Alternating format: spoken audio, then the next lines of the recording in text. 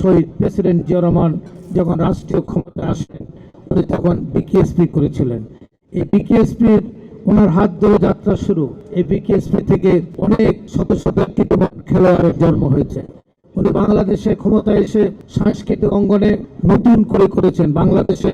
এরপর এত প্রতিভাবান শিল্পীদের জন্ম আর কখনো হয় নাই।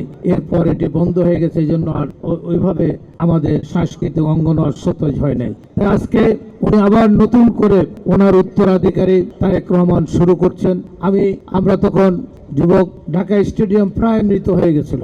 শহীদ president Zia Rahman floodlight লাগালেন, স্টেডিয়ামকে আধুনিকায়ন করলেন, বিশ্ব মুসলিম যুব ক্রীড়া অনুষ্ঠান করলেন, যুবকদের ফুটবল খেলার টুর্নামেন্ট উনি করলেন।